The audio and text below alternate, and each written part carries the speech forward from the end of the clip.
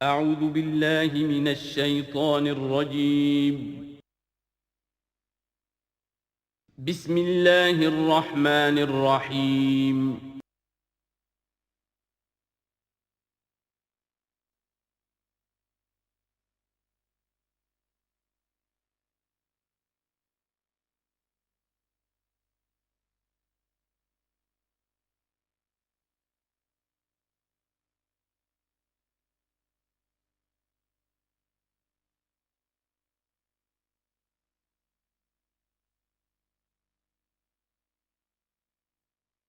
الحمدللہ وکفا والصلاة والسلام علی عباده الذین اصطفیٰ،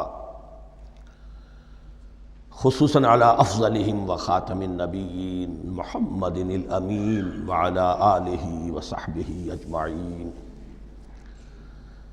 اما بعد فاعوذ باللہ من الشیطان الرجیم، بسم اللہ الرحمن الرحیم۔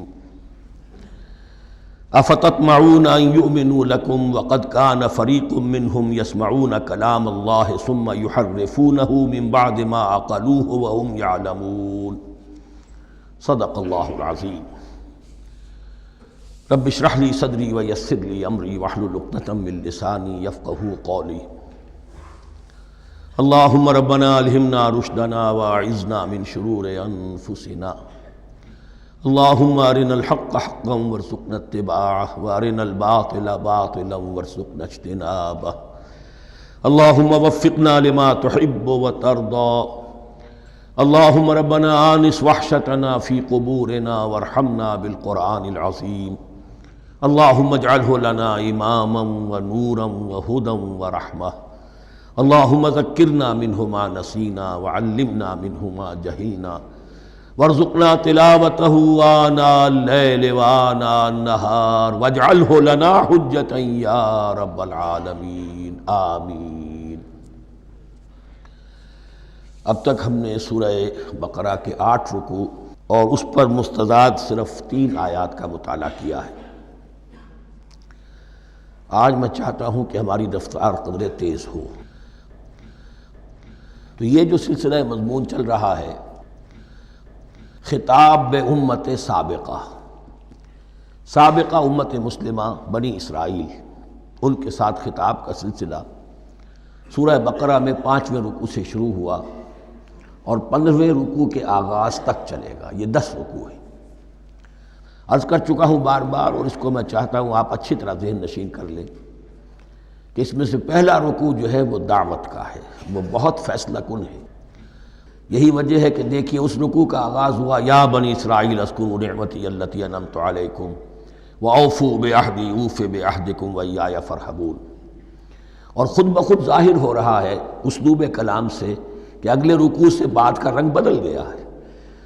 یا بنی اسرائیل اذکروا نعمتی التی انعمت علیکم وانی فضلتکم علی العالمین واتقوا یوما لا تجزی نفس عن نفس شیئا ولا يقبل منها شفاعة ولا يؤخذ منها عدل ولا هم ينصرون۔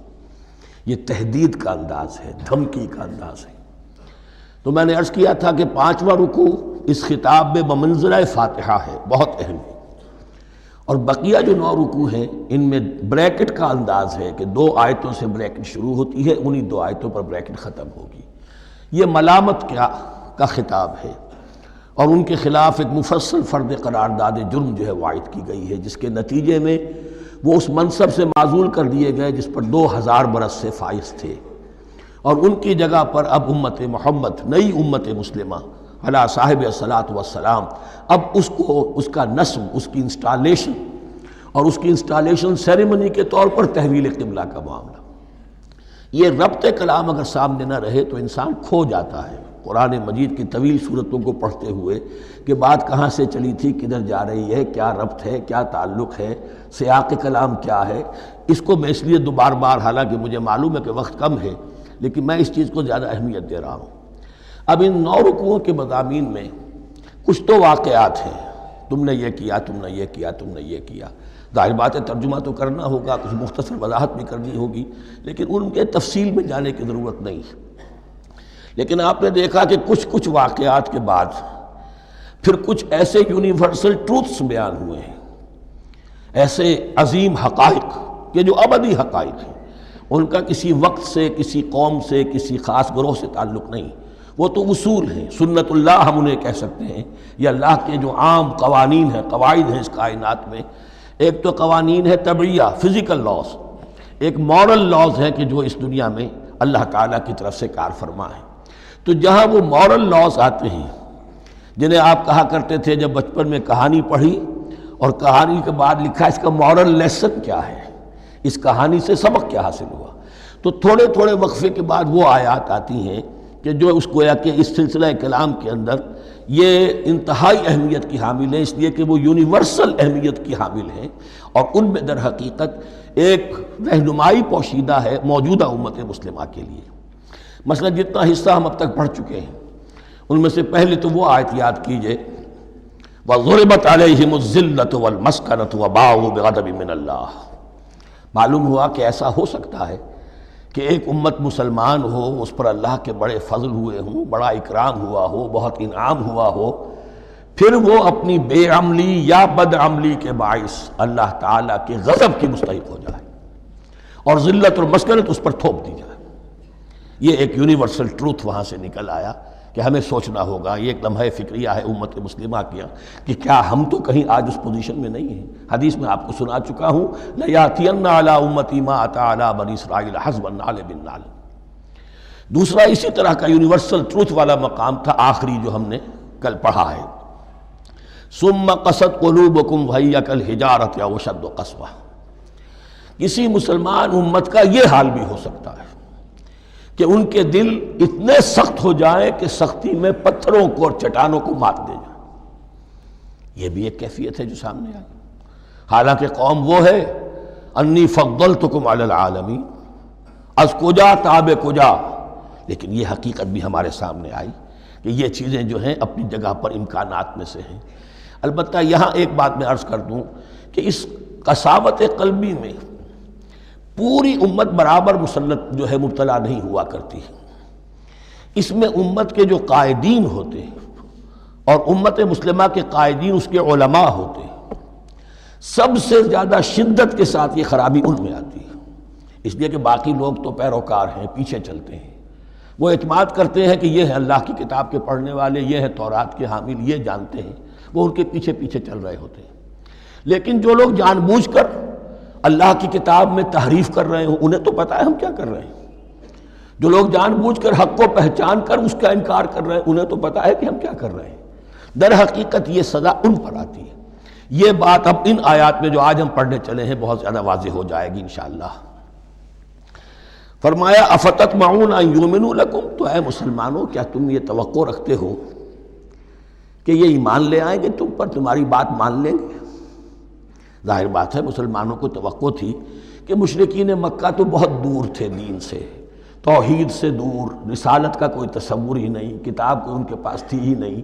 یہ تو یہود ہیں اور ان کے پاس تو کتاب رہی ہے، یہ موسیٰ کے ماننے والے ہیں، یہ توحید کے علم بردار ہیں، یہ آخرت کا بھی اقرار کرتے ہیں، تو ان کو جھٹپٹ مان لینا چاہیے۔ تو جو مسلمانوں کے دل میں، عام مسلمانوں کے دل میں جو حسن ظن تھا، اب در حقیقت یہ اس کو ایڈریس کیا جا رہا ہے، افتطمعون ان یؤمنوا لکم، تمہیں بڑی طمع ہے، کوشش ہے، تمہاری خواہش ہے، آرزو ہے، تمنا ہے، توقع ہے کہ یہ بات مان لے گے تمہاری۔ وَقَدْ كَانَ فَرِيقٌ مِّنْهُمْ يَسْمَعُونَ كَلَامَ اللَّهِ ثُمَّ يُحَرِّفُونَهُ مِن بَعْدِ مَا عَقَلُوهُ وَهُمْ يَعْلَمُونَ، جبکہ حال یہ ہے کہ ان میں سے ایک جماعت، ایک گروہ وہ بھی ہے کہ جو اللہ کے کلام کو سن کر پھر اس میں تحریف کرتا رہا ہے، اس کے بعد کہ اس کو سمجھ لیتا تھا اور اچھے جان بوجھ کر تحریف کرتا تھا۔ اب ظاہر بات وہ گروہ کون ہوں گے؟ علماء ہی تو ہیں نا، عام آدمی تو تحریف نہیں کر سکتا تھا، تحریف کرنے والے تو علماء تھے۔ افتؤمنون ان یؤمنوا لکم وقد کان فریق منہم یسمعون کلام اللہ ثم یحرفونہ من بعد ما عقلوہ وہم یعلمون واذا لقوا الذین آمنوا قالوا آمنا۔ اب دیکھیے ایک بات بڑی عجیب سامنے آئے گی کہ جس طرح منافقین مسلمانوں میں تھے ایسے ہی منافقین یہود میں بھی تھے۔ یہود میں سے کچھ لوگ ایسے تھے کہ جن پر حق جب منکشف ہو گیا اور کچھ ان کی صالح فطرت بھی تھی، اب وہ آنا چاہتے تھے اسلام کی طرف، لیکن اپنے خاندان کو، گھر والوں کو، اپنے کاروبار کو، اپنے قبیلے کو چھوڑنا بھی ممکن نہیں تھا، اور قبیلوں کی سرداری جو ہے وہ ان کے علماء یہود کے پاس ہے۔ تو دل ان کے کچھ صاف ساتھ آ چکے تھے اہل ایمان کے، اور جب وہ اہل ایمان سے ملتے تھے تو کبھی کبھی باتیں بھی بتا، ہاں یہ بات جو محمد کہہ رہے ہیں یہ تورات میں لکھی ہوئی تھی، واقعی یہ بات یوں ہی تھی۔ اب اس کے بعد جب وہ جاتے تھے اپنے شیاطین کے پاس، وہی شیاطین ان کے علماء، ان کے بڑے سرکردہ لوگ، تو وہ جا کر انہیں ڈانٹ ڈپٹ کرتے تھے، بے وقوفو یہ کیا کر رہے ہو، تم یہ بات بتا رہے ہو انہیں تاکہ اللہ کے ہاں جا کر وہ تم پر حجت قائم کریں کہ انہیں پتا تھا اور پھر بھی انہوں نے نہیں مانا۔ اب یہ ان کا آپس کا مکالمہ ہو رہا ہے۔ وَإِذَا لَقُوا الَّذِينَ آمَنُوا قَالُوا آمَنَّا، اور ان میں سے کچھ لوگ ہیں کہ جب ملتے ہیں اہل ایمان سے تو وہ کہتے ہیں ہم ایمان لے آئے۔ وَإِذَا خَلَا بَعْضُهُمْ إِلَىٰ بَعْضٍ، اور جب وہ خلوت میں ہوتے ہیں ایک دوسرے کے ساتھ، قالوا وہ کہتے ہیں اتحدثونہم، کیا تم بتا رہے ہو ان کو، بما فتح اللہ علیکم، وہ باتیں جو اللہ نے کھولی ہیں تم پر، لیحاجوکم بہ عند ربکم، کہ وہ تم پر حجت قائم کریں تمہارے رب کے پاس، کہ اللہ اس نے مانا تھا کہ ہاں تورات میں یہ ہے، تو تم ذرا عقل سے کام لو اور یہ حقیقتیں جو تورات کے ذریعے سے ہمیں معلوم ہے ان مسلمانوں کو مت بتاؤ۔ اس پر اللہ کا تبصرہ کیا ہے، افلا تعقلون، یہ تو ابھی انہی کا قول ختم ہوا کہ کیا تم عقل نہیں ہے کہ تم ایسا بے وقوفی کا کام کر رہے ہو۔ اولا یعلمون، یہ تبصرہ اللہ کا ہے، تو کیا یہ لوگ نہیں جانتے ان اللہ یعلم ما یسرون وما یعلنون، کہ اللہ تو جانتا ہے وہ سب کچھ بھی جو وہ چھپاتے ہیں اور وہ سب کچھ بھی جسے وہ ظاہر کرتے ہیں۔ تو چاہے یہ باتیں مسلمانوں کو بتاؤ نہ بتاؤ، اللہ کی طرف سے تو محاسبہ ہو ہی جانا ہے، لہذا یہ بھی ان کی ناسمجھی کی دلیل ہے۔ اب آ رہی ہے وہ اصل اہم بات جو میں نے آج ابتدا میں بیان کر دی تھی، وَمِنْهُمْ أُمِّيُّونَ، ان میں سے بھی ایک طبقہ تو ہے ان پڑھ لوگوں کا۔ اب دیکھیے امی اصل میں تو ایک طرح سے کہنا چاہیے کہ مشرکین عرب کے لیے لفظ ہے قرآن مجید میں، کیوں؟ ان کے اندر پڑھنے لکھنے کا رواج بھی نہیں تھا، کوئی آسمانی کتاب بھی ان کے پاس نہیں تھی۔ لیکن اب یہود کے بارے میں کہا جا رہا ہے، جیسے آج مسلمان ہیں کہ اکثر و بیشتر مسلمان تو جاہل ہیں، چاہے پی ایچ ڈی کیا ہوا ہو، پی ایچ ڈی تو فزکس میں کیا ہوا ہے، قرآن کی الف بیتیں نہیں آتی، دین کے جو ہیں مبادی تک سے ناواقف ہیں، بہت پڑھے لکھے، اس کو ہمارے بعد لوگ کہتے ہیں پڑھے لکھے جاہل۔ آج کی عظیم اکثریت مسلمانوں کے پڑھے لکھے مسلمانوں کی وہ پڑھے لکھے جاہلوں پر مشتمل ہے، اس میں شامل کر لیجئے ہماری اکثریت جو ہے ہی بغیر پڑھی لکھی۔ تو اب انہیں کیا پتہ، وہ تو سارا اعتماد کریں گے علماء پر، کوئی بریلوی ہیں بریلوی علماء پر اعتماد کریں گے، کوئی دیوبندی ہیں وہ دیوبندی علماء پر اعتماد کریں گے، کوئی اہل حدیث ہیں وہ اہل حدیث علماء پر اعتماد کریں گے۔ منہم امیون، اب امیون کا سہارا کیا ہوتا ہے؟ منہم امیون لا یعلمون الکتاب الا امانیہ، وہ کتاب سے تو واقف نہیں ہوتے، اپنی کچھ خواہشات ہیں کہ جن کو جانتے ہیں۔ یہ خواہشات بعد میں کھل جائے گا، یہ خواہشات کیا ہیں؟ ہم تو اسرائیلی ہیں، ہم تو اللہ کے محبوب ہیں، ہم تو امت محمد میں ہیں، ہماری تو شفاعت ہو ہی جائے گی، یہ امانی ہے۔ تلک امانیہم، اور ہمیں تو جہنم میں داخل کیا بھی تو تھوڑے سے عرصے کے لیے، ہمیں نکال لیا جائے گا، یہ امانی ہے۔ تو ان کے پاس تو یہ تو ان امانی، امنیہ کہتے ہیں خواہش، امانی اس کی جمع ہے، یہ اپنی خواہشات، انگریزی کا لفظ صحیح تعبیر کرے گا وشفل تھنکنگ، یہ اپنی اس وشفل تھنکنگ کے سہارے جی رہے ہیں، علم ان کے پاس ہے ہی نہیں۔ وَإِنْهُمْ إِلَّا يَظُنُّونَ، اور وہ نہیں کچھ کر رہے مگر ظن و تخمین، گمان ہے، ان کے اپنے من گھڑت خیالات ہیں۔ فَوَيْلٌ لِّلَّذِينَ يَكْتُبُونَ الْكِتَابَ بِأَيْدِيهِمْ، تو اصل ہلاکت اور بربادی اور ویل کے بارے میں بعض روایات یہ بھی آئی ہیں کہ وہ جہنم کا وہ طبقہ ہے جس سے خود جہنم پناہ مانگتی ہے، سخت ترین۔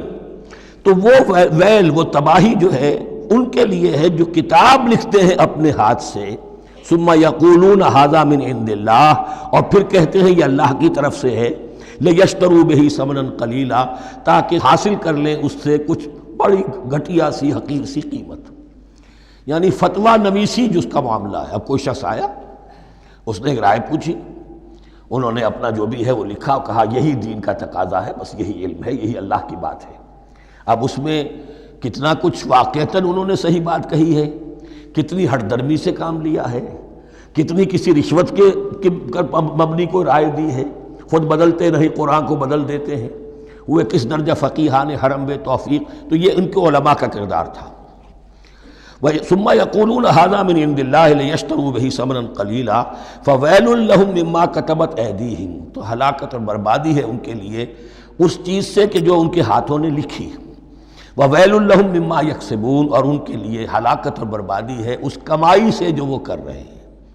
یہ سارا دھندا جو ہے فتویٰ فروشی کا اور دین فروشی کا، اس کے لیے تباہی وہ اپنے لیے مول لے رہے ہیں. اس سے کوئی ان کو اللہ تعالیٰ کے ہاں کوئی اجر و ثواب نہیں ملے گا. وقالوا، اب یہ آگے امانی، وقالوا لن تمسنا النار الا ایاما معدودہ. وہ کہتے ہیں ہمیں تو آگ چھو ہی نہیں سکتی، ہاں گنتی کے چند دن. صرف یہ کہ دوسروں کی آنکھوں میں دھول جھونکنے کے لیے کہ کوئی اعتراض نہ کر دے، اللہ ہمیں آگ میں پھینکا جا رہا اور ان کو نہیں پھینکا جا رہا، یہ ہم سے بھی بدتر تھے کردار میں، تو شاید ان کا منہ بند کرنے کے لیے چند دن کے لیے ہمیں جہنم میں ڈال دیں گے، پھر فوراً نکال لیں. وقالوا لن تمسنا النار الا ایاما معدودہ، اور وہ کہتے ہیں کہ نہیں چھو سکتی ہمیں آگ مگر گنتی کے چند دن. قل اتخذتم عند اللہ عہدا، ان سے کہیے کیا تم نے اللہ سے کوئی عہد لے لیا ہے، کوئی قول و قرار ہو گیا ہے. فلن یخلف اللہ عہدہ، کہ تمہیں یہ یقین ہے کہ اللہ اپنے عہد کے خلاف نہیں کرے گا. ام تقولون علی اللہ ما لا تعلمون، یا تم اللہ کی طرف اس بات کی نسبت کر رہے ہو، تہمت لگا رہے ہو، جڑ رہے ہو یہ بات اللہ پر جو تم نہیں جانتے، جس کے لیے تمہارے پاس کوئی علم نہیں ہے. بلا من کسب سیئۃ، اب یہ انتہائی وہ یونیورسل ٹروتھس جو ہیں جو میں نے کہا تھا، ابدی حقائق، اس کی عظیم ترین حقیقت آ رہی ہے، نوٹ کیجئے. بلا، کیوں نہیں، من کسب سیئۃ، جس شخص نے جان بوجھ کر ایک گناہ کمایا، لیکن گناہ بڑا، کبائر، صغائر نہیں. سیئۃ، یہ اس کی جو تنکیر ہے وہ ایک کا فائدہ بھی دے رہی ہے اور تفخیم کا بھی. جس نے بھی جان بوجھ کر کسبا، ایک گناہ کمایا، فاحاطت بہ خطیئتہ، اور اس کی خطا نے اس کا گھیراؤ کر لیا. یعنی ایک ہی گناہ ہے، سود کھا رہا ہے، باقی نماز ہے، تہجد ہے، یہ ہے وہ ہے، لیکن اس ایک گناہ کی برائی بھی اتنی اس کے گرد جو ہے چھا جائے گی کہ پھر اس کی یہ ساری نیکیاں ختم ہو کر رہ جائیں. ایک گناہ. بلا من کسب سیئۃ واحاطت بہ خطیئتہ فاولئک اصحاب النار هم فیہا خالدون. اس میں ہمارے مفسرین نے یہ لکھا ہے کہ اس کی خطا کاری اتنی اس کے اوپر چھا جائے کہ ایمان کا کوئی اثر باقی نہ رہے. اور المعاصی برید الکفر، یہ علماء کے ہاں اصول ہے کہ یہ جو گناہ ہوتے ہیں یہ ڈاک ہے کفر کی. ہوتے ہوتے گناہ پر مداومت اگر اس پر چلتا ہے تو اصل میں ہوتے ہوتے ہوتا یہ ہے کہ اسے پتہ بھی نہیں ہوتا، وہ اپنے آپ کو مسلمان سمجھتا ہے، اندر سے ایمان ختم ہو چکا ہوتا ہے. دیمک کی طرح جو ہے وہ دروازے کی چوکھٹ جو ہے کھائی گئی، اوپر صرف ایک ونیئر لگا ہوا ہے جو نظر نہیں آ رہا. یہ عقل جو ہے اللہ نے دیمک کو بھی دی ہے کہ چھوٹی سی چھپٹی چھوڑ دینا تاکہ دھوکہ کھاتے رہیں لوگ گھر والے، باقی یہ کہ اندر سے کھوکھلا کر دیا. اولئک اصحاب النار، یہ آگ والے ہیں، ہم فیہا خالدون، جو اس میں ہمیشہ ہمیشہ رہیں گے. یہ ہے قاعدہ کلیہ، قرآن کا قطعی اور ابدی فیصلہ. والذین آمنوا وعملوا الصالحات، ہاں اس کے برعکس جو لوگ ایمان لائیں اور نیک عمل کریں. اب نیک عمل میں ہر شخص نے اپنا اپنا نظریہ بنا رکھا ہے. مراد نیک عمل قرآن مجید کا کیا ہے؟ دین کے سارے تقاضوں کو ادا کرنا، وہ نیک عمل ہوگا. آپ نے ایک نیکی لے لی، یتیم خانہ کھول دیا، بڑی فاؤنڈیشن بنا دی، بیواؤں کا انتظام ہو رہا ہے، لیکن کاروبار میں سودی لین دین ہے، جھوٹ ہے، فریب ہے، دھوکہ ہے، سب چل رہا ہے. تو یہ نہیں. دین کے تقاضے یہ بھی ہے کہ دین کو قائم کرنے کی جد و جہد میں لگو، اس کی شرائط پوری کرو. تو فرمایا والذین آمنوا وعملوا الصالحات اولئک اصحاب الجنہ ہم فیہا خالدون، وہ ہیں جنت والے اور وہ اس میں ہمیشہ ہمیشہ رہیں گے.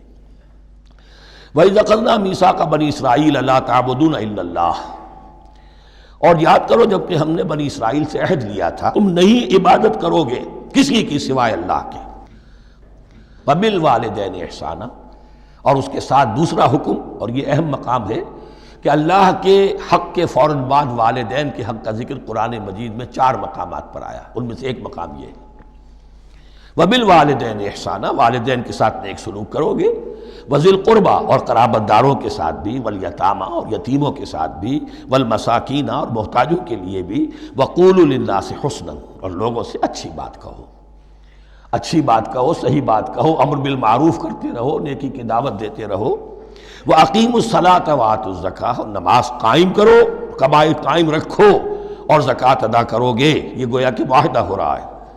ثُمَّ تَوَلَّيْتُمْ پھر دیکھو تم نے اس سے پیٹھ موڑ لی، إِلَّا قَلِيلًا مِّنكُمْ سوائے تم میں سے تھوڑے سے لوگوں کے، وَأَنْتُمْ مُعْرِضُونَ اور تم ہو ہی پھر جانے والے، تمہاری یہ عادت گویا کہ طبیعت ثانیہ ہے۔ اب ایک خاص مثال آ رہی ہے، اس کے بعد پھر ایک بہت بڑا یونیورسل ٹروتھ آئے گا۔ مثال کیا ہے؟ اللہ نے ان سے ایک عہد لیا تھا، وَإِذْ أَخَذْنَا مِيثَاقَكُمْ ہم نے تم سے یہ عہد بھی لیا تھا، لَا تَسْفِكُونَ دِمَاءَكُمْ دیکھو اپنا خون نہیں بہاؤ گے، یعنی آپس میں جنگ نہیں کرو گے، لڑو گے نہیں، تم بنی اسرائیل ایک وحدت بن کر رہو گے، جیسے کہ قرآن مجید میں آیا ہے إِنَّمَا الْمُؤْمِنُونَ إِخْوَةٌ تم بھائی بھائی ہو، لَا تَسْفِكُونَ دِمَاءَكُمْ اپنا خون نہیں بہاؤ گے، وَلَا تُخْرِجُونَ أَنفُسَكُم مِّن دِيَارِكُمْ اور نہ ہی تم نکالو گے اپنے کچھ لوگوں کو ان کے گھروں سے۔ اب یہاں مجھے وضاحت کرنی پڑے گی ورنہ بات سمجھ میں نہیں آئے گی کہ جب حضرت یوشع ابن نون کی سرکردگی میں بنی اسرائیل نے فلسطین کو فتح کرنا شروع کیا اور سب سے پہلے جیریکو فتح کیا گیا شہر، اس کے بعد جب سارا فلسطین فتح کر لیا تو انہوں نے ایک مرکزی حکومت قائم نہیں کی، 12 قبیلوں نے 12 حکومتیں بنا لی، جیسے 12 چشمے تھے پانی کے ویسی 12 حکومتیں۔ اب ظاہر بات ہے جہاں 12 حکومتیں ہوں گی تو وہ طوائف الملوکی جس کو کہتے ہیں، آپس کی کھٹ پٹ ہوتی تھی، جنگیں ہوتی تھی، پھر ان میں سے ایک دوسرے پر حملہ کر کے وہاں کے لوگوں کو نکال باہر کرتے تھے، بھاگنے پر مجبور کر دیتے تھے، تو یہ تھی ان کی کیفیت۔ لیکن اس کے بعد پھر جب وہ لوگ چلے گئے کہیں کفار کے ملک میں چلے گئے، اب کفار نے جو ہے ان کو لا کر اور ان کے سامنے ان کے ہاں بیچنا چاہا، چونکہ غلام بن گئے وہاں جا کر یا انہوں نے غلام بنا لیا، تو اب فدیہ دے کر چھڑا رہے ہیں کہ ہمیں حکم دیا گیا ہے کہ جو بھی تمہارا اسرائیلی بھائی ہو اس کو فدیہ دے کر چھڑا لو اگر کہیں وہ اسیر ہو جائے۔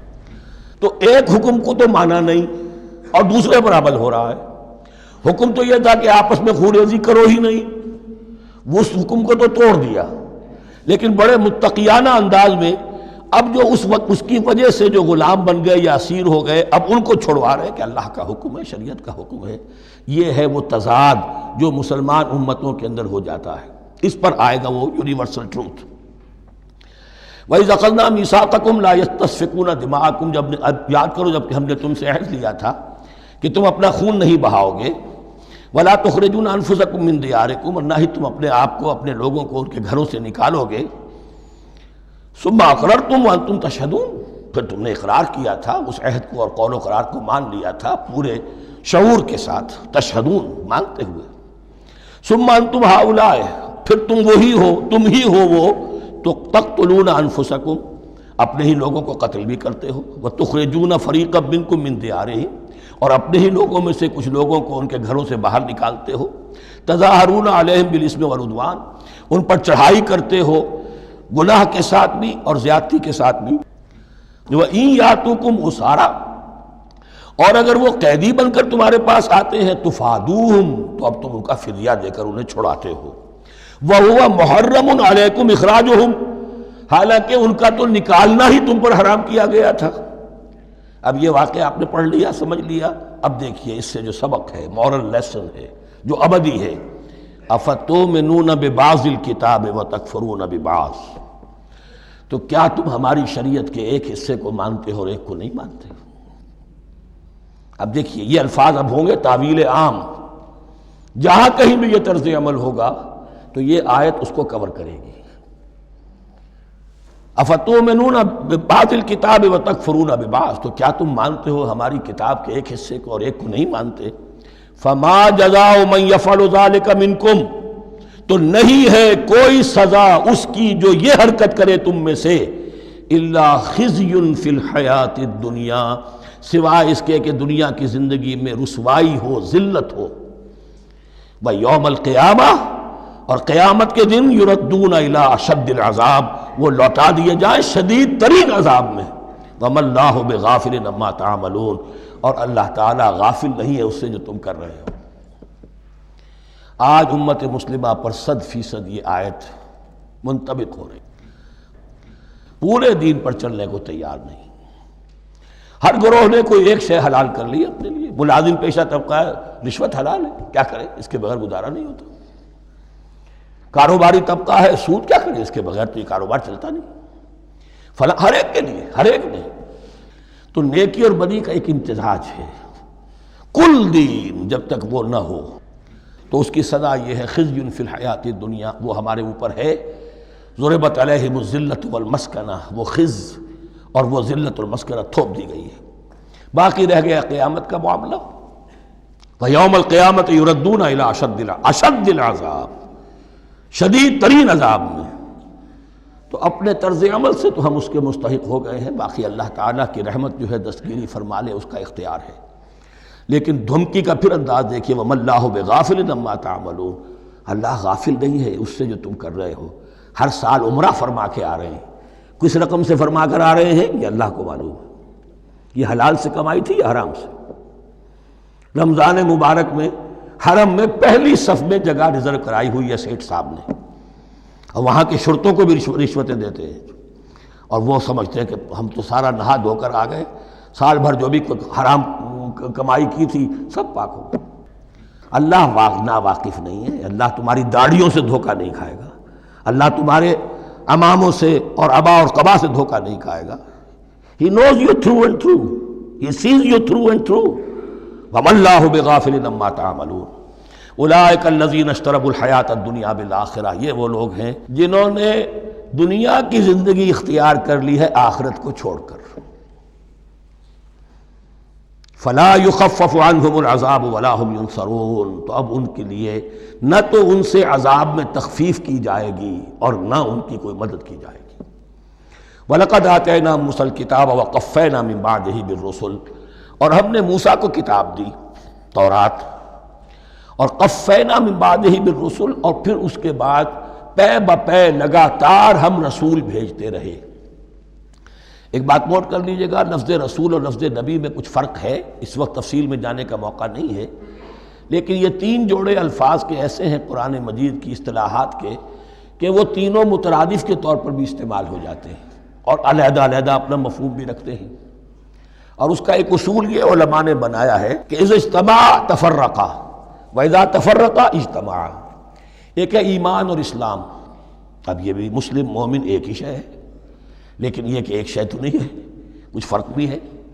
کہیں جہاں ان دونوں الفاظ کو لایا جائے گا بالمقابل تو فرق نظر آ جائے گا، لیکن عام طور پر مسلم کی جگہ مومن، مومن کی جگہ مسلم استعمال ہو جائے گا۔ call the rose by any name it will smell as sweet۔ اس طرح جہاد اور قتال کا معاملہ ہے، دو الفاظ ہیں، مختلف ہیں، مفہوم جدا بھی ہے لیکن ایک دوسرے کی جگہ آ بھی جائیں گے۔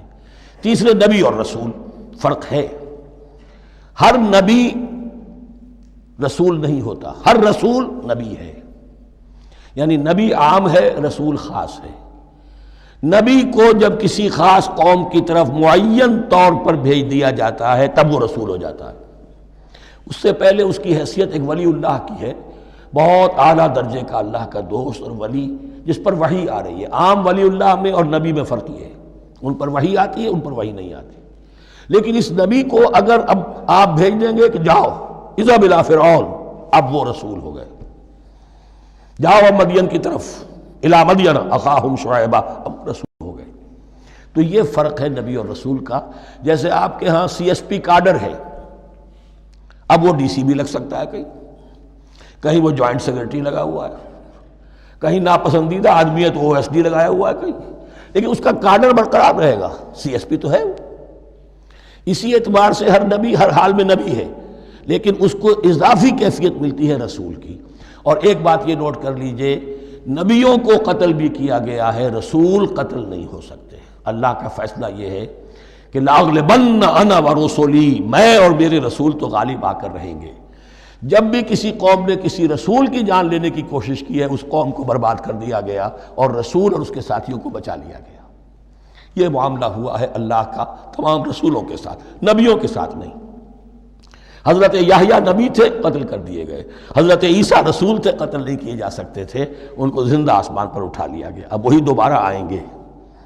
تو رسول جو ہے وہ قتل نہیں ہوتا، اور اسی اعتبار سے حضور کی بڑی گہری تمنا تھی، لَوَدِدتُّ أَنْ أُقْتَلَ فِي سَبِيلِ اللَّهِ ثُمَّ أُحْيَا ثُمَّ أُقْتَلَ ثُمَّ أُحْيَا، میری بڑی خواہش ہے میں اللہ کی راہ میں قتل ہو جاؤں، پھر زندہ کیا جاؤں، پھر قتل کیا جاؤں، پھر اللہ کی راہ میں پھر زندہ کیا جاؤں، پھر قتل کیا جاؤں۔ لیکن اللہ نے یہ خواہش آپ کی پوری نہیں کی، اس لیے کہ آپ اللہ کے رسول تھے۔ اب یہاں نوٹ کیجئے گا، یہاں لفظ رسول تو آ گیا ہے لیکن یہ نبی کے معنی میں ہے، قفینا من بعدہ بالرسل، اس لیے کہ رسول حضرت موسیٰ کے بعد حضرت عیسیٰ ہی ہے، درمیان میں پروفٹس ہیں، یہ prophets of the old testament, یہ انبیاء ہیں، لیکن ان کے لیے لفظ رسول آ گیا ہے۔ وَآتَيْنَا عِيسَى ابْنَ مَرْيَمَ الْبَيِّنَاتِ وَأَيَّدْنَاهُ بِرُوحِ الْقُدُسِ، اور ہم نے عیسیٰ کو بڑی واضح نشانیاں دیں، حصی معجزات جتنے حضرت مسیح کو دیے گئے ہیں ویسے اور کسی نبی کو نہیں دیے گئے، یہ بعد میں تذکرہ آ جائے گا سورہ آل عمران میں۔ اور ہم نے مدد کی ان کی روح القدس کے ساتھ، حضرت جبرائیل کی خاص تائید انہیں حاصل تھی۔ ظاہر بات ہے، میں نے عرض کیا ہے کہ جو معجزہ ہوتا ہے وہ کسی نبی کی اپنی طاقت سے اس کا ظہور نہیں ہوتا، رسول کی کسی طاقت سے، یا کرامت کسی ولی اللہ کے اپنے اختیار میں نہیں ہوتی، یا اللہ کی طرف سے، اور اس کے لیے ظہور جو ہوتا ہے وہ فرشتوں کے ذریعے سے۔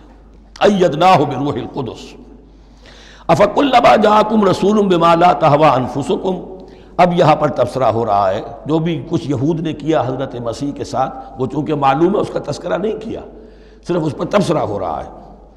تو جب بھی کبھی تمہارے پاس کوئی رسول آیا، بما لا تہوی انفسکم، وہ چیز لے کر جو تمہارے جیوں کو، تمہارے من کو بھائی نہیں، اچھی نہیں لگی، استکبرتم، تم نے استکبار کیا، وہی استکبار جو عزازیل نے کیا تھا اور ابلیس بن گیا، ابا واستکبر، استکبرتم ففریقا کذبتم وفریقا تقتلون، تو کچھ کو تو تم نے صرف ان کی تردید ہی کی اور کچھ کو تم نے قتل بھی کیا، تقتلون، تو یہ انبیاء کے قتل ہو سکتا ہے۔ اور نمبر دو ایک رائے یہ دی گئی ہے، تقتلون جو ہے قتل تم نہیں آیا ہے، یہ فعل مضارع ہے، اور فعل مضارع کے اندر ایک فعل جاری رہتا ہے، ختم نہیں ہوتا، گویا کہ تم قتل کرنے کی کوشش کرتے رہے۔ بعض لوگوں کی تو جان کے درپے ہو گئے۔ وَقَالُوا قُلُوبُنَا غُلْفٌ، اور انہوں نے کہا ہے کہ ہمارے دل تو غلافوں کے اندر بند ہیں۔ یہ اس کو ملائیے پہلی آیت جو آج ہم نے پڑھی ہے، أَفَتَطْمَعُونَ أَن يُؤْمِنُوا لَكُمْ، تو اے مسلمانوں کیا تم یہ توقع رکھتے ہو اور چاہتے ہو کہ یہ تمہاری بات مان لیں گے؟ ان کی اس خواہش کے جواب میں جو وہ کہتے تھے وہ یہ قول ہے، وَقَالُوا قُلُوبُنَا غُلْفٌ، ہمارے دل غلافوں میں ہیں، میاں تمہاری بات ہم پر اثر نہیں کر سکتی، جاؤ کسی اور سے بات کرو۔ آج بھی آپ کو یہ الفاظ سننے کو مل جائیں گے، قلوبنا غلف، ہمارے دل تو غلافوں میں ہیں، بڑے مضبوط ہیں، مستحکم ہیں، تمہاری بات اس میں گھر کر ہی نہیں سکتی۔ بل لعنہم اللہ بکفرہم، یہ ہے تبصرہ، جس کو یہ کہہ رہے ہیں کہ ہمارے دل محفوظ ہیں اور غلافوں میں ہیں، حقیقت میں تو ان پر لعنت ہو چکی ہے اللہ کی طرف سے ان کے کفر کی وجہ سے۔ فقلیلا ما یؤمنون، تو واقعتاً اب کم ہی ہوں گے ان میں سے جو ایمان لائیں گے۔ وَلَمَّا جَاءَهُمْ كِتَابٌ مِّنَ اللَّهِ مُصَدِّقٌ لِّمَا مَعَهُمْ، اب یہاں پر ذکر ہو رہا ہے خود حضور صلی اللہ علیہ وسلم کا، اور جب آ گئی ان کے پاس کتاب اللہ کے پاس سے، یعنی یہ قرآن، مُصَدِّقٌ لِّمَا مَعَهُمْ، جو اس کی تصدیق کرتے ہوئے آیا جو ان کے پاس ہے۔ میں اس کی وضاحت کر چکا ہوں، قرآن ایک طرف تصدیق کرتا ہے تورات اور انجیل کی، اور دوسری طرف وہ مصداق بن کر آیا ہے تورات اور انجیل کی پیشن گوئیوں کا۔ وَكَانُوا مِن قَبْلُ يَسْتَفْتِحُونَ عَلَى الَّذِينَ كَفَرُوا، اور ان کا حال یہ تھا کہ وہ آخری کتاب اور آخری نبی کے حوالے اور واسطے سے اللہ تعالیٰ سے فتح کی دعائیں کیا کرتے تھے کافروں کے خلاف۔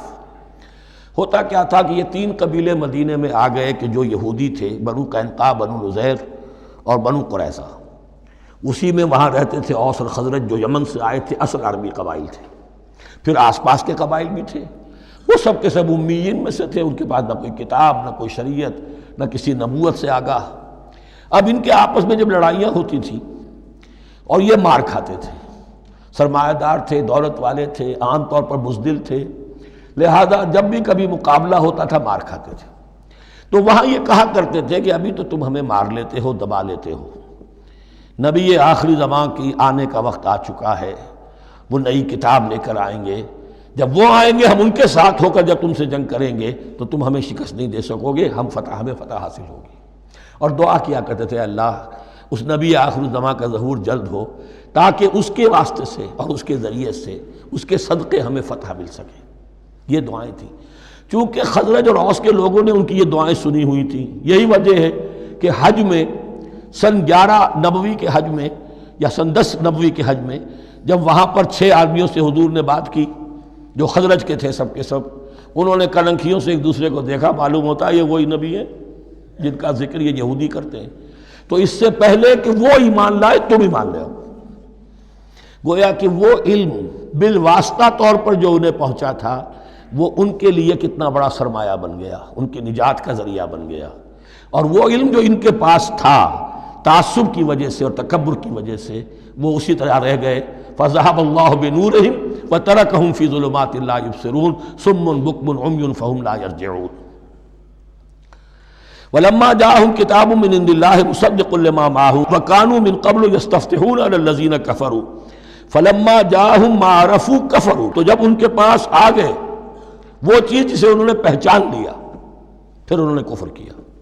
فَلَعْنَةُ اللَّهِ عَلَى الْكَافِرِينَ، تو اللہ کی لعنت ہے ایسے کافروں پر۔ بِئْسَ مَا اشْتَرَوْا بِهِ أَنفُسَهُمْ أَن يَكْفُرُوا بِمَا أَنزَلَ اللَّهُ بَغْيًا أَن يُنَزِّلَ اللَّهُ مِن فَضْلِهِ عَلَى مَن يَشَاءُ مِنْ عِبَادِهِ، بہت بری شے ہے جس کے عوض کہ انہوں نے اپنی جانوں کو فروخت کر دیا، یعنی دنیا کا حقیر سا نفع، یہاں کی حقیر سی مسندیں، یہاں کا جو بھی چودراہٹیں ہیں، جو بھی ان کی حیثیت ہے، صرف اس کا قربانی دینے کو تیار نہیں، یہی تو سبب ہے، اس کی وجہ سے کفر کر رہے ہیں پہچان کر۔ تو بری ہے وہ شے جس کے لیے انہوں نے اپنے آپ کو بیچ دیا۔ ان یکفروا، کہ وہ کفر کر رہے ہیں اس وجہ سے، بما انزل اللہ بغیا، جو اللہ نے نازل فرمایا ہے، اور کفر کیوں کر رہے ہیں اس زدم زدہ میں، ان ینزل اللہ من فضلہ علی من یشاء من عبادہ، کہ اللہ تعالیٰ نے نازل کر دیا ہے اپنے اس فضل میں سے اپنے بندوں میں سے جس پر چاہا۔ وہ اس امید میں تھے کہ وہ اسرائیلی ہی ہوگا۔ جب 1400 برس تک نبوت ہمارے پاس رہی، اب فترت کا زمانہ ہے، 600 برس گزر گئے، اب آخری نبی آنا ہے، ان کو گمان یہ تھا وہ ہم میں سے ہی ہوگا۔ یہاں یہ ہوا کہ یہ رحمت اللہ کی اور یہ فضل جو ہے بنی اسماعیل پر ہو گیا۔ اس کی وجہ سے زدم زدہ بغین، اس بغین کے لفظ کو اچھی طرح نوٹ کر لیجئے، یہ اختلاف جو ہوتا ہے دین میں اس کا اصل سبب یہ بغین کا لفظ آئے گا بار بار قرآن مجید میں۔ یہ بغین کیا ہے؟ جس سے عہد حاضر کے ایک خاص جو مکتب فکر ہے سائیکالوجی کا، ایڈلر کا، اس میں یہ قرار دیا گیا ہے کہ انسان کے جو موٹیوز ہیں، جو اس کا انسٹنکٹس ہیں، ان میں ایک بہت پاورفل موٹیو جو ہے to dominate, urge to dominate. میں اس کی بات کیوں مانوں، یہ کیوں نہ میری مانے، یہ ڈومینیشن۔ تو بغین، بغیہ کے معنی بھی ہے حد سے بڑھنا، تجاوز کرنا، تو وہ اپنی حد سے بڑھ کر دوسروں کے اوپر روب گاٹھنے کے لیے یہ سارا انہوں نے کیا، اس وجہ سے کہ بنی اسماعیل کے ایک شخص محمد صلی اللہ علیہ وسلم پر اللہ تعالیٰ نے یہ رحمت نازل فرما دی۔ فَبَاءُوا بِغَضَبٍ عَلَىٰ غَضَبٍ، تو وہ لوٹے غضب پر غضب لے کر، یعنی تہ بر تہ غضب ہے ان پر اللہ تعالیٰ کا۔ وَلِلْكَافِرِينَ عَذَابٌ مُّهِينٌ، اور ایسے کافروں کے لیے اہانت آمیز، مہین اہانت سے بنا ہے، اہانت آمیز عذاب ہے۔ وَإِذَا قِيلَ لَهُمْ آمِنُوا بِمَا أَنزَلَ اللَّهُ، اور جب ان سے کہا جاتا ایمان لاؤ اس پر جو اللہ نے نازل فرمایا، قَالُوا نُؤْمِنُ بِمَا أُنزِلَ عَلَيْنَا، ہم ایمان رکھتے ہیں اس پر جو ہم پر نازل ہوا۔ وَيَكْفُرُونَ بِمَا وَرَاهُ، اور وہ کفر کر رہے ہیں جو اس کے پیچھے ہے۔ انہوں نے انجیل کا کفر کیا، حضرت مسیح کو نہیں مانا، انہوں نے محمد کا کفر کیا ہے صلی اللہ علیہ وسلم، اور قرآن کو نہیں مانا۔ وَهُوَ الْحَقُّ مُصَدِّقًا لِمَا مَعَهُمْ، اور وہ کفر کر رہے ہیں حالانکہ وہ حق ہے، سچ ہے، درست ہے، اور تصدیق کرتے ہوئے آیا ہے اس کی جو ان کے پاس ہے۔ قل، اے نبی ان سے کہیے، فَلِمَ تَقْتُلُونَ أَنبِيَاءَ اللَّهِ، یہاں وہ لفظ واضح ہو گیا، تو پھر کیوں تم قتل کرتے رہے ہو اللہ کے نبیوں کو، من قبل، اس سے پہلے۔ ایسے ہی حق پرست ہو، ایسے ہی جو کچھ تم پر نازل کیا گیا اس پر ایمان رکھنے والے ہو، تو تم نے نبیوں کو کیوں قتل کیا؟ تم نے زکریا کو کیوں قتل کیا علیہ الصلوۃ والسلام؟ تم نے یحییٰ کو کیوں قتل کیا علیہ الصلوۃ والسلام؟ تمہارے تو ہاتھ جو ہیں نبیوں کے خون سے آلودہ ہیں۔ فَلِمَ تَقْتُلُونَ أَنْبِيَاءَ اللَّهِ مِنْ قَبْلِ إِن كُنتُم مُؤْمِنِينَ، اگر واقعتاً تم ایمان والے ہو. وَلَقَدْ جَاءَكُم مُوسَىٰ بِالْبَيِّنَاتِ، تمہارے پاس موسیٰ آئے تھے کھلی تعلیمات لے کر، واضح معجزے لے کر. ثُمَّ اتَّخَذْتُمُ الْعِجْلَ مِن بَعْدِهِ، پھر تم نے اس کے بعد اس کی غیر حاضری میں بچھڑے کو اپنا معبود بنا لیا. وَأَنْتُمْ ظَالِمُونَ، اور تم ظالم ہو. وَإِذْ أَخَذْنَا مِيثَاقَكُمْ وَرَفَعْنَا فَوْقَكُمُ الطُّورَ، یاد کرو جب کہ ہم نے تم سے عہد لیا تھا اور تمہارے اوپر کوہ طور کو معلق کر دیا تھا. خُذُوا مَا آتَيْنَاكُمْ بِقُوَّةٍ، پکڑو اس کو مضبوطی کے ساتھ جو ہم نے تمہیں دیا ہے. وَاسْمَعُوا، اور سنو. قَالُوا سَمِعْنَا وَعَصَيْنَا، انہوں نے کہا ہم نے سنا اور نافرمانی کی. یہ ان کی ایک اور بیماری تھی، الفاظ کو ذرا سا چکر دے کر ایسے پڑھنا کہ مفہوم جو ہے بالکل بدل جائے. کوئی اعتراض کہے تو کہے گا کوئی شخص کہ اپنے کانوں کا جا کے میل نکلوائیے، میں نے تو اطعنا کہا تھا، آپ کو عصینا سننے میں آ گیا. لیکن وہ اپنے لوگ جو ہوتے تھے ان کے منافقوں کے، اور آپس میں جو ہوتے تھے وہی منافق اس وقت حضرت موسیٰ کے ساتھ کردار تو ایک ہی رہا ہے ہمیشہ سے.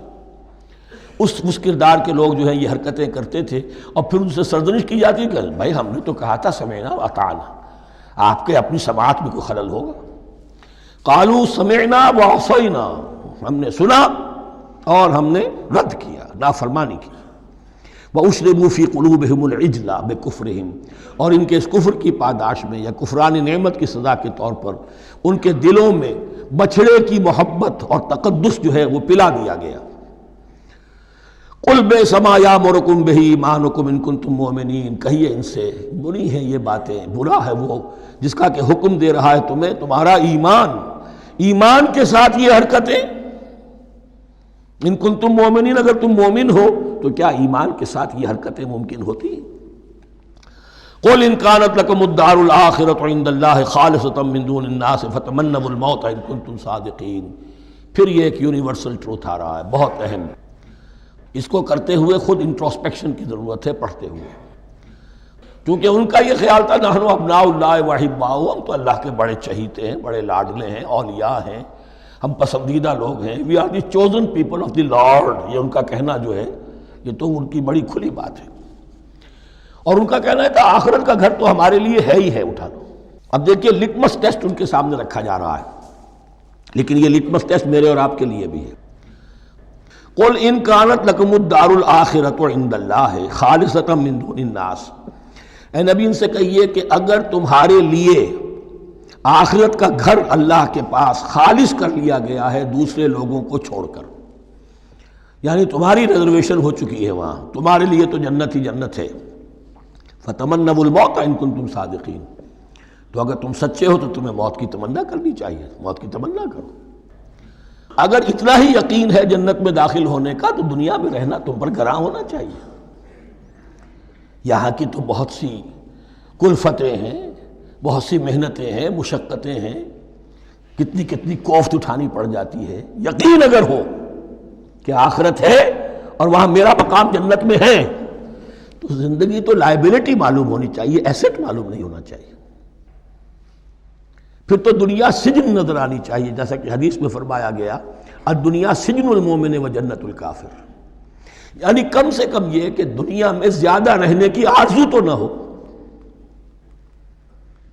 یہ کم سے کم ہے. آخرت پر ایمان، اور اگر اپنا معاملہ اللہ کے ساتھ خلوص پر ہے، دھوکے بازی پہ نہیں ہے. بل الانسان علی نفسہ بصیرہ، ہر انسان کو معلوم ہے میں کہاں کھڑا ہوں. آپ کا دل آپ کو بتا دے گا آپ اللہ کے ساتھ دھوکے بازی کر رہے ہیں یا آپ کا معاملہ اللہ کے ساتھ خلوص و اخلاص پر مبنی ہے. اگر یقین ہے کہ خلوص و اخلاص پر ہے تو پھر تو یہ ہے کہ زندگی ایسٹ نہیں لائبلٹی، اور دنیا باغ نہیں قید خانہ نظر آنا چاہیے. اور اس میں انسان رہتا ہے ایک مجبوراً، اللہ نے بھیجا ہے رہنا ہے، جو اس کی طرف سے ذمہ داریاں عائد کی گئی ہیں وہ ادا کرنی ہے. لیکن یہاں رہنے کی خواہش یہ اگر ہے تو یا تو آخرت پر ایمان نہیں یا اپنا اللہ کے ساتھ معاملہ خلوص اور اخلاص پر مبنی نہیں. دس از دی لٹمس ٹیسٹ. فتمنوا الموت ان کنتم صادقین ولن یتمنوہ ابدا، اور یہ ہرگز نہیں کریں گے تمنا اس کی، موت کی، بما قدمت ایدیہم، بسبب ان کرتوتوں کے جو ان کے ہاتھوں نے آگے بھیجے ہوئے ہیں۔ ہر شخص کو معلوم ہے میں نے کیا کمائی کی ہے، کیا بھیجی ہے۔ واللہ علیم بالظالمین، اور اللہ ان ظالموں سے بخوبی واقف ہے۔ وَلَتَجِدَنَّهُمْ أَحْرَصَ النَّاسِ عَلَىٰ حَيَاةٍ، اور تم انہیں دیکھو گے اس دنیا کی زندگی پر تمام انسانوں سے بڑھ کر حریص ہیں۔ وَمِنَ الَّذِينَ أَشْرَكُوا، یہاں تک کہ مشرکوں سے زیادہ حریص ہیں۔ اور یہ بات صحیح ہے، اہل ایمان کے ساتھ مقابلہ مشرکین نے کیا، کھل کر میدان میں آ کر کیا، ڈٹ کر کیا، اپنی جانیں اپنے باطل معبودوں کے لیے قربان کی۔ یہودی نہیں لڑ سکے، من ورائے جدر، فصیلوں کے پیچھے سے اور ادھر سے، لیکن سامنے آ کر مقابلہ نہیں کر سکے، اس لیے کہ انہیں جانیں بہت عزیز تھیں۔ وَلَتَجِدَنَّهُمْ أَحْرَصَ النَّاسِ عَلَىٰ حَيَاةٍ وَمِنَ الَّذِينَ أَشْرَكُوا، حتیٰ یہ کہ مشرکین سے بھی زیادہ یہ دنیا کی زندگی کے حریص ہیں۔ یود احدہم لو یعمر الف سنہ، ان میں سے ہر ایک کی یہ خواہش ہے کہ کسی طرح اس کی عمر 1000 برس ہو جائے۔ وما ہوا بمزحزحہ من العذاب ان یعمر، اور اگر ان کو معمر کر بھی دیا جائے، طویل زندگی دے بھی دی جائے، تو عذاب سے تو چھٹکارا نہیں ملے گا، آخرت تو بالآخر تو آنی ہے۔ واللہ بصیر بما یعملون، اور اللہ دیکھ رہا ہے جو کچھ کہ وہ کر رہے ہیں۔ قل من کان عدوا لجبریل فانہ نزلہ علی قلبک، اب جیسا کہ میں نے عرض کیا کہ ان کا خیال یہ تھا کہ آخری نبوت کا وقت تو قریب ہے، ہوگا وہ کوئی اسرائیلی، ہوگا ہم میں سے۔ معاملہ ہو گیا تلپٹ، اللہ نے ان کی آزمائش اتنی بڑی کر لی کہ جنہیں حقیر سمجھتے تھے، بڑی امیین ہیں، ان پڑھ ہیں، نہ ان کے پاس کتاب، نہ کوئی شریعت، نہ کوئی قانون، نہ کوئی ضابطہ، کچھ بھی نہیں، اللہ نے ان میں سے ایک آدمی کو، ایک شخص کو چن لیا۔ لہذا ان کے لیے اب ان کے اندر دشمنی پیدا ہوئی، کس سے؟ گالیاں دینے لگے حضرت جبرائیل کو، اس نے دشمنی کی ہے ہمارے ساتھ، آ تو رہا تھا پیغام ہم میں سے کسی کے لیے، لے گیا ادھر۔ اور یہ بات آپ کو شاید بڑی عجیب لگے، لیکن یہ کہ شیخ احمد سرہندی رحمۃ اللہ علیہ نے اپنے مکاتیب میں یہ لکھا ہے کہ اہل تشیع کا ایک فرقہ ایسا بھی رہا ہے، میں نہیں جانتا کہ آج بھی ہے یا نہیں ہے، جس کو غرابیہ کہتے تھے۔ غرابیہ، ان کا عقیدہ یہ تھا کہ حضرت محمد صلی اللہ علیہ وسلم اور حضرت علی رضی اللہ تعالی عنہ، ان کی ارواح بالکل ایک دوسرے کے ایسے مشابہ تھیں جیسے ایک کوا دوسرے کوے کے مشابہ ہوتا ہے، غراب کوے کو کہتے ہیں۔ تو جبریل دھوکہ کھا گئے، وہ وہی اللہ نے بھیجی تھی علی کے لیے، لے گئے محمد کے پاس صلی اللہ علیہ وسلم۔ تو یہ بات جو شیخ احمد سرہندی کی لکھی ہوئی غرابیہ فرقہ ان کا، مجھے یہ نہیں معلوم کہ اب بھی ہیں یا نہیں ہے، لیکن یہ بات یہود کے ہاں جو ہے وہ موجود تھی۔ اور بات جان لیجئے، لَيَأْتِيَنَّ عَلَىٰ أُمَّتِي مَا أَتَىٰ عَلَىٰ بَنِي إِسْرَائِيلَ حَسْبَ النَّعْلِ بِالنَّعْلِ، اس کی حقیقت اور سے اور منکشف ہوتی چلی جائے گی۔ تو اب یہاں فرمایا قُلْ مَنْ كَانَ عَدُوًّا لِجِبْرِيلَ، اے نبی کہہ دیجئے جو کوئی بھی دشمن ہو گیا ہو جبرائیل کا، فَإِنَّهُ نَزَّلَهُ عَلَىٰ قَلْبِكَ بِإِذْنِ اللَّهِ، تو اس نے تو نازل کیا ہے اس قرآن کو آپ کے دل پر اللہ کے حکم سے، جبرائیل کا اپنا اختیار تو نہیں تھا۔ مصدقا لما بین یدیہ، اور یہ تصدیق کرتے ہوئے آیا ہے اس کی جو اس کے سامنے موجود ہے، وہدی وبشریٰ للمؤمنین، اور ہدایت اور بشارت ہے اہل ایمان کے لیے۔ اور اس کے بعد اب فرمایا جا رہا ہے کہ اللہ اور اس کے رسول اور اس کے ملائکہ یہ ایک آرگینک ہول ہیں، یہ ایک جماعت ہے، ان میں کوئی رکھنا نہیں ہو سکتا، ان میں کوئی اختلاف نہیں ہو سکتا۔ اگر کوئی جبریل کا دشمن ہے تو وہ اللہ کا دشمن ہے، اگر کوئی اللہ کے سچے رسول کا دشمن ہے تو وہ اللہ کا دشمن ہے، جبریل کا بھی دشمن ہے۔ من کان عدوا للہ وملائکتہ ورسلہ وجبریل ومیکال فإن اللہ عدو للکافرین، تو کان کھول کر سن لو، جو کوئی بھی دشمن ہے اللہ کا اور اس کے فرشتوں کا اور اس کے رسولوں کا اور جبرائیل کا اور میکائیل کا، تو اللہ تعالیٰ کی طرف سے بھی اعلان ہے کہ اللہ ایسے کافروں کا دشمن ہے۔ وَلَقَدْ أَنزَلْنَا إِلَيْكَ آيَاتٍ بَيِّنَاتٍ، اور اے نبی ہم نے آپ کی طرف نازل کر دی ہیں روشن آیات۔ وَمَا يَكْفُرُ بِهَا إِلَّا الْفَاسِقُونَ، اور انکار نہیں کرتے ان کا مگر وہی کہ جو سرکش۔ وَمَا يُضِلُّ بِهِ إِلَّا الْفَاسِقِينَ، تیسرے رکوع میں جو سورہ بقرہ کے الفاظ آئے تھے۔ أَوَكُلَّمَا عَاهَدُوا عَهْدًا نَبَذَهُ فَرِيقٌ مِّنْهُمْ، تو جب بھی کبھی انہوں نے کوئی عہد کیا، اللہ سے میثاق کیا، اللہ کے رسولوں سے کوئی عہد کیا، نبذہ فریق منہم، ان میں سے ایک گروہ نے اس معاہدے کو پھینک دیا اٹھا کر۔ بل اکثرہم لا یؤمنون، بلکہ ان کی اکثریت جو ہے ایمان سے خالی ہے، جیسا کہ حال آج امت مسلمہ کا ہے۔ مسلمان ہیں، ایمان حقیقی، ایمان قلبی، یقین والا ایمان وہ کتنوں کو حاصل ہے؟ ڈھونڈ اب ان کو چراغ رخ زیبا لے کر۔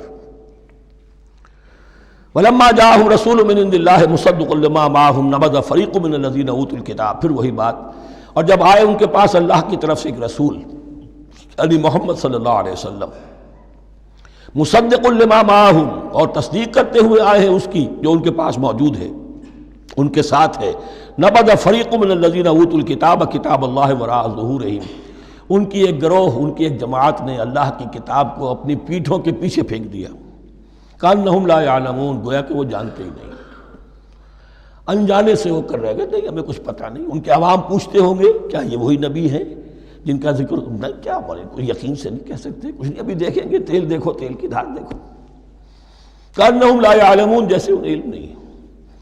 وَاتَّبَعُوا مَا تَتْلُو الشَّيَاطِينُ عَلَىٰ مُلْكِ سُلَيْمَانَ۔ اب ایک اور حقیقت نوٹ کیجئے، جب کسی مسلمان امت میں دین کی اصل حقیقت، اصل تعلیمات سے بہت پیدا ہوتا ہے تو رجحان کدھر ہو جاتا ہے؟ جادو، ٹونا، ٹوٹکا، تعویذ، عملیات، قرآن کی عملیات۔ قرآن اترا تھا کسی اور کے لیے، کام کے لیے، یہ اس کو ذریعہ بناتے ہیں دشمن کو زیر کرنے کے لیے۔ محبوب آپ کے قدموں میں آ کر گرے گا، عمل قرآنی ہے، اتنے 100 روپے کا آپ لے جائیے تو مل جائے گا۔ یہ دندے ہمارے ابھی چل رہے ہیں، خوب چلتے ہیں، اور میں سمجھتا ہوں کہ سب سے زیادہ فلرشنگ کاروبار جو ہے وہ اس طرح کا ہے۔ ہینگ لگے نہ پھٹکڑی، نہ آپ کو کوئی اس میں محنت کرنے کی ضرورت ہے، نہ اس کے اندر آپ کو انویسٹ کرنے کی ضرورت ہے، اور کاروبار چلتا۔ تو وہاں بھی کیا ہوا، وَاتَّبَعُوا، جب دین کی اصل حقیقت کو دور پھینک دیا، انہوں نے پیروی کی اس کی، مَا تَتْلُو الشَّيَاطِينُ عَلَىٰ مُلْكِ سُلَيْمَانَ، جو شیاطین جن جو تھے، عَلَىٰ مُلْكِ سُلَيْمَانَ سے مراد ہے عَلَىٰ عہد ملک سلیمان، حضرت سلیمان کے زمانے میں چونکہ اللہ تعالیٰ نے ان جنات کو حضرت سلیمان کے تابع کر دیا تھا، تو وہاں پر چونکہ ان کا اب جو ہے کوئی میل جول زیادہ تھا لوگوں کے ساتھ، تو وہ انہیں کچھ اس قسم کی چیزیں سکھاتے رہتے تھے، گویا کہ اندر سے تخریب کاری۔ وَاتَّبَعُوا مَا تَتْلُو الشَّيَاطِينُ عَلَىٰ مُلْكِ سُلَيْمَانَ وَمَا كَفَرَ سُلَيْمَانُ وَلَٰكِنَّ الشَّيَاطِينَ كَفَرُوا، اور سن لو، سلیمان نے کبھی کفر نہیں کیا، بلکہ یہ شیاطین تھے کہ جو کفر کرتے تھے۔ جادو کفر ہے، لیکن آپ کو نقش سلیمانی آج تک بھی لفظ ملے گا، نقش سلیمانی۔ آج بھی مسلمان بھی ان چیزوں کو حضرت سلیمان کی طرف منسوب کر رہے ہیں، وہ ظلم اب بھی جاری ہے۔ وَمَا كَفَرَ سُلَيْمَانُ وَلَٰكِنَّ الشَّيَاطِينَ كَفَرُوا يُعَلِّمُونَ النَّاسَ السِّحْرَ، وہ لوگوں کو جادو سکھاتے تھے۔ وَمَا أُنزِلَ عَلَى الْمَلَكَيْنِ بِبَابِلَ هَارُوتَ وَمَارُوتَ، اور جو کچھ نازل کیا گیا 2 فرشتوں پر، ہاروت اور ماروت پر، بابل میں۔ بابل یہ ہے پرانا عراق، بیبلونیا۔ نبوکدنضر بھی بیبلونیا کا بادشاہ تھا، نمرود بھی بیبلونیا کا بادشاہ تھا۔ عراق کے بادشاہوں کا لقب ہی تھا نمرود، نماردہ اس کی جمع ہے۔ تو حضرت سلیمان کی حکومت جب تھی تو وہاں پر یہ لوگ جنات جو ہیں وہ اس قسم کی تخریب کاری کر رہے تھے، تو اللہ تعالیٰ نے آخری آزمائش کے لیے 2 فرشتوں کو زمین پر اتارا، اور وہ انسانی شکل میں لوگوں کو جادو سکھاتے تھے، بتاتے بھی جاتے تھے دیکھو جادو کفر ہے، ہم سے مت سیکھو، لیکن اس کے باوجود لوگ سیکھتے تھے، تو گویا کہ ان پر اتمام حجت ہو گیا کہ اب ان کے اندر خباثت جو ہے پوری طریقے سے گھر کر چکی ہے۔ وَمَا يُعَلِّمَانِ مِنْ أَحَدٍ، اور وہ نہیں سکھاتے تھے کسی کو بھی، حَتَّىٰ يَقُولَا إِنَّمَا نَحْنُ فِتْنَةٌ فَلَا تَكْفُرْ، یہاں تک کہ وہ کہہ دیتے تھے کہ دیکھو ہم تمہاری آزمائش کے لیے بھیجے گئے ہیں، ہم فتنہ ہیں، تو تم کفر مت کرو۔ فَيَتَعَلَّمُونَ مِنْهُمَا مَا يُفَرِّقُونَ بِهِ بَيْنَ الْمَرْءِ وَزَوْجِهِ، تو وہ سیکھتے تھے ان دونوں سے وہ شے کہ جس کے ذریعے سے تفریق کر سکیں ایک شخص اور اس کی بیوی کے درمیان، تفرقہ ڈالنا گھروں کے اندر، فساد۔ اب بھی یہ عورتوں کے اندر یہ کام بڑی تیزی کے ساتھ چلتے ہیں، تعویذ اور دھاگے اور کیا کوئی گنڈے چلتے ہیں۔ وَمَا هُمْ بِضَارِّينَ بِهِ مِنْ أَحَدٍ، اور نہیں تھے وہ ضرر پہنچانے والے کسی کو کچھ بھی، إِلَّا بِإِذْنِ اللَّهِ۔ ایمان کا تقاضا یہ ہے کہ چاہے کوئی دوا ہو وہ بھی بِإِذْنِ رب کام کرے گی، ورنہ نہیں۔ کوئی اور اسباب طبیعیہ ہیں، ان کے بھی اثرات ظاہر ہوں گے اگر اللہ چاہے گا، اس کے بغیر کچھ نہیں ہو سکتا۔ جادو کا بھی اثر ہوگا تو اللہ کے اذن سے ہوگا۔ تو بندہ مومن کو ڈٹے رہنا چاہیے اور مقابلہ کرنا چاہیے۔ وما هم بضارین بہ من احد الا باذن اللہ ویتعلمون ما یضرهم ولا ينفعهم، اور وہ سیکھتے تھے ان سے وہ چیزیں جو ان کے لیے مضرت بخش تھیں، ضرر پہنچانے والی، اور انہیں نفع نہیں پہنچاتی تھی۔ وَلَقَدْ عَلِمُوا لَمَنِ اشْتَرَاهُ مَا لَهُ فِي الْآخِرَةِ مِنْ خَلَاقٍ، حالانکہ یہ بات ان کے علم میں آ چکی تھی کہ جس نے بھی اس چیز کو حاصل کیا، جادو سیکھا، اس کا پھر آخرت میں کوئی حصہ نہیں ہے۔ وَلَبِئْسَ مَا شَرَوْا بِهِ أَنفُسَهُمْ، اور بری تھی وہ چیز جس کے لیے انہوں نے اپنے آپ کو فروخت کر دیا، لَوْ كَانُوا يَعْلَمُونَ، کاش کہ انہیں علم ہوتا۔ وَلَوْ أَنَّهُمْ آمَنُوا وَاتَّقَوْا، اور اگر وہ ایمان رکھتے اور تقوی کی روش اختیار کرتے، لَمَثُوبَةٌ مِّنْ عِندِ اللَّهِ خَيْرٌ، تو بدلہ پاتے اللہ کی طرف سے بہت ہی اچھا، بہت خیر۔ لَوْ كَانُوا يَعْلَمُونَ، کاش کہ ان کو معلوم ہوتا۔ یا ایھا الذین آمنوا لا تقولوا رائنا وقولوا انظرنا واسمعوا، اب ایک اور مثال ان کی، وہ تو تھے منافقین بنی اسرائیل جن کا ذکر ہوا، سمعنا وعصینا۔ اب یہاں یہ منافقین جو یہاں پر مسلمانوں میں شامل ہو گئے تھے، یہود کے زیر اثر لوگ، اور آ گئے مسلمانوں میں بھی، اب ان کا معاملہ کیا تھا؟ جب حضور صلی اللہ علیہ وسلم کی محفل میں بیٹھتے تھے تو جیسے ہوتا ہے، آپ نے کوئی بات فرمائی تو اگر فرض کیجئے کہ ادھر کے لوگوں نے نہیں سنی، بات سمجھ میں نہیں آئی، تو وہ ان سے درخواست کرتے تھے رعاینا، حضور ذرا ہماری رعایت کیجئے، بات کو دوبارہ دہرا دیجئے، ہماری سمجھ میں نہیں آیا۔ اب اس کا وہ کیا کرتے تھے یہودی، یا یہ ان کے یہودیوں کے زیر اثر منافقین، رعاینا، اے ہمارے چرواہے، گویا کہ دل میں خوش ہو رہے ہیں، خباثت نفس اس کو غذا مل رہی ہے، ہم نے تو رعاینا کہہ دیا۔ کسی نے اگر ٹوک دیا، بابا میں نے رعاینا کہا تھا، معلوم ہوتا ہے آپ کی سماعت میں کوئی خلل پیدا ہو چکا ہے، یہ انداز۔ تو مسلمانوں سے کہا جا رہا ہے، یہ واحد آیت ہے اس پورے سلسلے میں جس میں خطاب یا ایھا الذین آمنوا سے ہے، لیکن اصل میں روح سخن اب بھی بنی اسرائیل کی شرارت ہے۔ یا ایھا الذین آمنوا لا تقولوا رعاینا وقولوا انظرنا واسمعوا، دیکھو تم اس لفظ ہی کو چھوڑ دو، اہل ایمان تم مت کہا کرو رعاینا، تم کہا کرو انظرنا، اے نبی ہماری طرف توجہ فرمائیے، یا ہمیں مہلت دیجیے۔ نظر کے دونوں معنی ہیں، دیکھنا، ہمیں دیکھیے، اور انتظار بھی اسی سے بنا ہے، ذرا سی مہلت دیجیے۔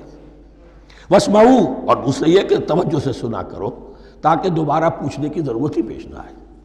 وللکافرین عذاب علیم، اور ان کافروں کے لیے تو دردناک عذاب ہے۔ ما یود الذین کفروا من اہل الکتاب ولا المشرکین ان ینزل علیکم من خیر من ربکم، اور نہیں چاہتے وہ لوگ کہ جنہوں نے کفر کیا ہے اہل کتاب میں سے اور مشرکین میں سے بھی، کہ نازل ہو تم پر کوئی بھی خیر تمہارے رب کی طرف سے۔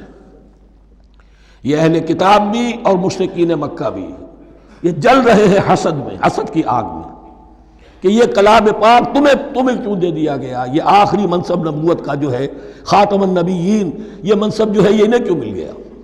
وہ نہیں چاہتے کہ کوئی بھی خیر اللہ کی طرف سے تمہیں ملے۔ واللہ یختص برحمتہ من یشاء، حالانکہ یہ اللہ کا پریروگیٹو ہے، اللہ کا فیصلہ ہے، اللہ خاص کر لیتا ہے اپنی رحمت کے لیے جس کو چاہے، یہ اس کا فیصلہ ہے۔ واللہ ذو الفضل العظیم، اور اللہ تعالیٰ بڑے فضل والا ہے۔ ما ننسخ من آیت او ننسها نأت بخیر منها او مثلها، ہم نہیں منسوخ کرتے کسی بھی آیت کو یا اسے بھلواتے۔ ایک تو ہے ننسخ، منسوخ کر دینا، ایک ہے حافظے سے ہی کسی کے محو کر دینا۔ ما ننسخ من آیت او ننسها نأت بخیر منها، تو ہم اس کی جگہ پر اس سے بہتر لے آتے ہیں، او مثلها یا ویسی ہی لے آتے ہیں۔ الم تعلم ان اللہ علی کل شیء قدیر، کیا تم یہ نہیں جانتے کہ اللہ تعالیٰ ہر چیز پر قدرت رکھتا ہے، اسے ہر شے کا اختیار ہے۔ الم تعلم ان اللہ لہ ملک السماوات والارض، کیا تم نہیں جانتے کہ اللہ کے لیے ہی اختیار مطلق ہے، بادشاہی ہے آسمانوں اور زمین کی۔ وما لکم من دون اللہ من ولی ولا نصیر، اور نہیں ہے تمہارے لیے اللہ کے سوا کوئی بھی نہ ولی اور نہ مددگار۔ بارک اللہ لی ولکم فی القرآن العظیم ونفعنی وإیاکم بالآیات والذکر الحکیم۔